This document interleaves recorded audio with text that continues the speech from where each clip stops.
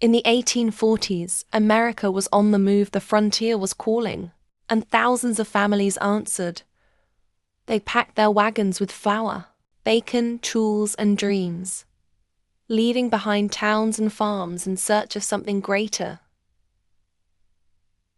To the west lay California, a land whispered about in taverns and churchyards, painted as a place of endless opportunity, fertile soil, and freedom from the burdens of the old world. Among those who listened were the Donner and Reed families, ordinary people chasing extraordinary hopes, with wives, children, and everything they owned rattling in covered wagons. They joined the great migration that would carry nearly 500,000 souls across the continent. It was a journey measured not in miles, but in resolve, more than 2,000 miles of rivers, plains, and mountains, testing every ounce of endurance. For the families who set out in the spring of 1846, the promise of California seemed within reach, but the road west was more than dust and sunlight. It was also shadow, a place where ambition could turn to folly, and the dream of paradise could crumble into nightmare. The Donner Party's name would be written not in triumph, but in tragedy, remembered not for the promise of their beginning, but for the horror of their end. This is the story of how hope turned to hunger, and how the road to destiny became a road into darkness. The 1840s were years of restless motion in America. The nation was gripped by the idea of manifest destiny, the belief that its people were destined to expand across the continent, carrying civilization from the Atlantic to the Pacific. To many, the West was no longer a distant frontier but a promise waiting to be claimed. The great arteries of this migration were the Oregon and California trails, rutted paths carved into the earth by wagon wheels, and the footsteps of thousands. These trails stretched over 2,000 miles, threading through prairies, deserts, and mountains, offering both a lifeline and a test of endurance. Families traveled in wagon trains for safety, each wagon a moving home filled with flour, bacon, coffee, tools, and bedding, everything needed to build a new life in a new land. In the spring of 1846, two families from Illinois, the Donners and the Reeds, joined this vast migration. George Donner, 60 years old and seasoned with experience, led with calm determination James Reed, younger and ambitious, hoped California would give him land and wealth beyond the constraints of the East. Together with their wives, children, and hired hands, they prepared to leave everything familiar behind. At first, the journey was filled with optimism. The wagons rolled west across green prairies, wildflowers blooming under endless skies. Children laughed and ran beside the oxen. Evenings brought campfires, songs, and stories, a community bound by shared hope. Yet the hardships came quickly. Rivers swelled with spring rains, forcing dangerous crossings. Wheels broke, livestock strayed, and food supplies were always under threat from spoilage or lost dust choked the travelers by day, and cold seeped into their bones at night. But still they pressed forward, driven by the vision of California, a place where orchards promised fruit, land promised prosperity, and the horizon itself seemed to whisper opportunity. The wagons rolled westward, chasing a dream that felt just within reach. None could imagine how swiftly that dream would sour, or how their names would become synonymous, not with triumph, but with tragedy. On the long road west, every mile mattered. The families of the Donner Party knew that if they reached the Sierra Nevada before the first snow, they would survive. If not, the mountains would claim them. It was in this fragile balance of time and endurance that a fateful choice appeared. A young lawyer turned promoter, Lansford Hastings, had published a guidebook promising a faster route to California. In bold words, he described a path that cut south of the Great Salt Lake, through the Wasatch Mountains and across the desert, saving as much as 300 miles. He called it the Hastings Cutoff. To men like James Reed, ambitious and eager, The promise was irresistible. 300 fewer miles could mean safety, could mean California before the snow. Hastings himself was somewhere ahead, guiding emigrants along the trail, trusting his words. The Donners, Reeds, and several others chose the untested path. What they found was no shortcut. The Wasatch Mountains rose like jagged teeth before them. The so-called trail was little more than wilderness. Trees had to be hacked down by hand, rocks cleared by sweat and blood, wagons splintered, animals collapsed under the strain, and every mile cost more than it gave. Days were lost, then weeks. Beyond the mountains stretched the Salt Lake Desert, a white, shimmering expanse under a merciless sun. Here, Hastings' promise became a curse. The wagons creaked forward across endless salt flats, wheels sinking into the crust. The oxen bellowed in thirst, their tongues swollen, their hooves bleeding. Barrels of water ran dry. Families staggered beside the wagons, lips cracked. Children crying in the heat, livestock collapsed, left to die on the barren ground. By the time they stumbled out of the desert, supplies had been drained, tempers frayed, and the season had slipped away. The shortcut had cost them precious weeks and nearly broken their spirit.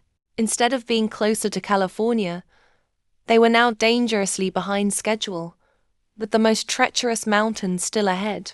In the silence of the desert, with the sun setting behind the wasted oxen and broken wagons, one truth became clear.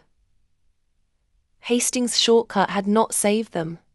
It had doomed them. By late October 1846, the Donner Party approached the Sierra Nevada, the final barrier between them and the golden promise of California. Behind them stretched nearly 2,000 miles of trail. Hardship and loss ahead stood just 90 miles of mountain passes, and beyond those, safety. But the mountains were unforgiving, and the season no longer on their side. Snow came early that year, heavy and unrelenting. At first it fell in soft flurries, melting into the earth.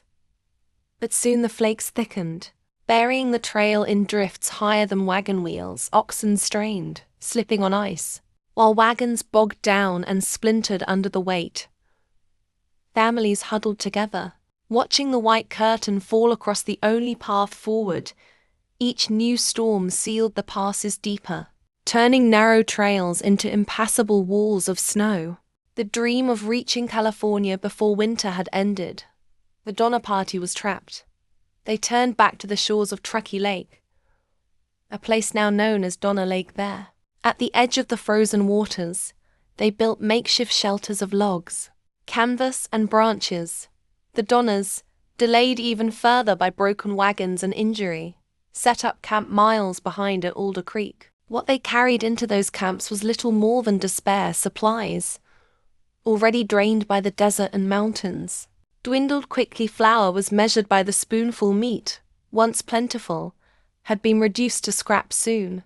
Even the oxen that had pulled their wagons became food. Families boiled leather from harnesses, scraped marrow from bones, and scavenged whatever they could find in the snowbound wilderness. The howling winds cut through every crack in their shelters. Children shivered, mothers whispered prayers, fathers stared into the endless white with hollow eyes. Day by day, the snow grew deeper, the mountains more merciless, and the food more scarce. What had begun as a journey of hope had narrowed to a single question: who would live, and who would not? As winter pressed its weight upon them, hunger gnawed without mercy. The Sierra Nevada had become their prison, and the silence of the snow their sentence. The Donner Party had survived the plains, the deserts, and the mountains. But here, in the shadow of peaks now buried in ice, survival itself became an uncertain dream. Winter in the Sierra Nevada tightened its grip like a vice. Weeks passed, and the snow never stopped. The families at Truckee Lake and Alder Creek were entombed in their makeshift shelters. Surrounded by drifts as high as rooftops, the trail was gone, buried under white silence. Food vanished first. The cattle and oxen that had survived the journey were slaughtered. their frozen meat divided into careful portions. When that was gone, families boiled the hides of their animals. Scraping the softened leather into something chewable, they peeled bark from trees and trapped mice and squirrels, cooking them over dying fires for a taste of sustenance. But hunger gnawed faster than ingenuity could provide. The cold drained strength, sickness spread, and the death toll began one by one.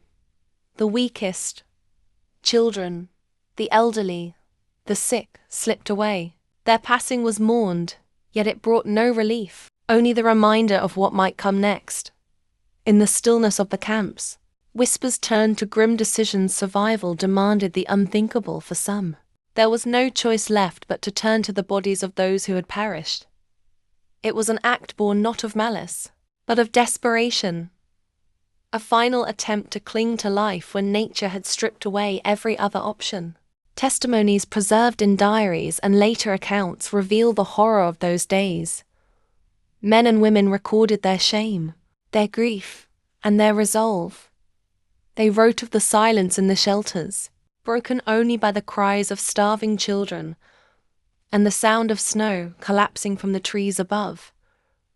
What had begun as a journey of promise was now reduced to a battle against hunger, fought in shadows and secrecy. Each storm that swept across the Sierra was a reminder that time was no ally. For the Donner Party, the winter was no longer a season. It was an executioner, and the line between survival and surrender grew thinner with every passing day. By December 1846, the camps at Truckee Lake and Alder Creek had reached the edge of despair. The snow showed no mercy. Hunger was constant, and rescue seemed impossibly far away. At last, 15 of the strongest among them made a decision. They would leave the camps and attempt the impossible on foot. They would cross the Sierra Nevada and find help.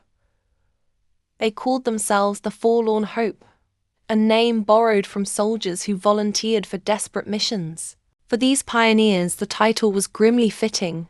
They fashioned crude snowshoes from oxhide and wood, strapped blankets to their backs, and carried what little food they could behind them.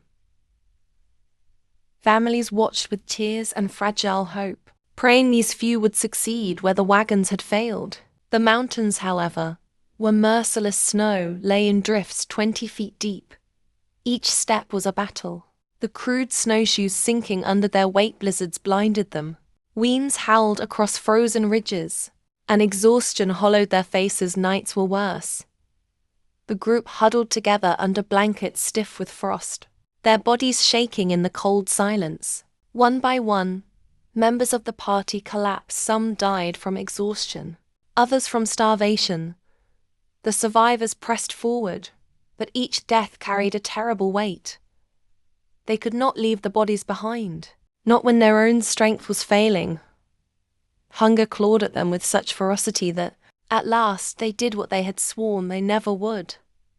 They fed on the bodies of those who had fallen, a choice made not from savagery, but from the final instinct to live. The march became a waking nightmare. Faces gaunt, eyes hollow. The survivors stumbled forward, each mile paid for in agony. And yet, amid the horror, the ember of determination did not die. They pushed onward, step after torturous step, driven by the thought of those still waiting in the camps, children crying for food, families praying for deliverance.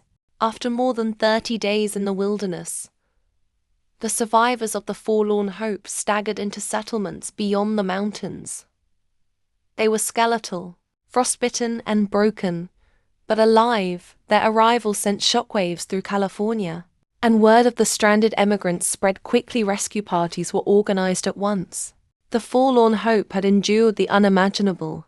Their suffering lit the first fragile spark of salvation for those still trapped in the snowbound Sierra. But the price of that spark was etched forever in their memories. The faces of the dead who had carried them forward. In February 1847, the first rescue party reached the frozen camps at Truckee Lake. What they found was beyond imagination. The shelters, buried in snow, looked more like graves than homes inside. The survivors sat in silence, gaunt and hollow-eyed, their bodies reduced to skin and bone.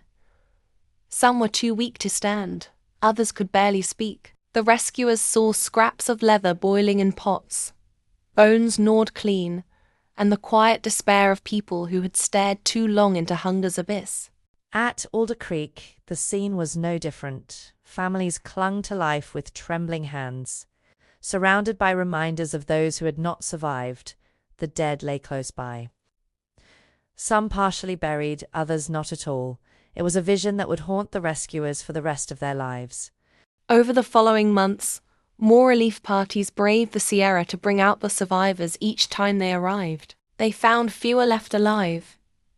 Some children were carried out in blankets, too frail to walk. Others had been orphaned, their parents lost to the cold or to starvation by April. The last of the emigrants were brought down from the mountains. Of the 87 who had set out on the trail, only 48 survived. News of the ordeals spread quickly across the United States newspapers, printed sensational accounts of the cannibalism, the suffering, and the desperation that had taken hold in the mountains. The Donner Party became infamous, their name etched in the national memory as a symbol of tragedy on the frontier. For the survivors, rescue was not the end. Though they lived, many carried scars deeper than hunger. They endured whispers, judgment, and the cruel fascination of neighbors who saw them not as pioneers, but as figures of shame. Some spoke little of that winter for the rest of their lives, while others tried to defend the choices forced upon them by nature's cruelty. The Sierra Nevada had tested them beyond endurance, and though some walked away, none ever truly escaped. The road to California had promised hope and renewal instead. It delivered horror and loss. The Donner Party had become a story not of triumph, but of warning. A reminder that the frontier's promise was written in risk, and sometimes in blood. The story of the Donner Party endures because it is more than a tale of tragedy. It is a mirror of human ambition, frailty, and resilience. They set out chasing the American dream, driven by the belief that beyond the horizon lay a better life. But on the trail west, hope collided with the unforgiving reality of nature, and the cost was measured in lives. What remains is not just the horror of their suffering, but the endurance of those who survived, mothers who shielded their children from hunger, fathers who fought until their last breath, children who carried scars of memory yet grew into adulthood.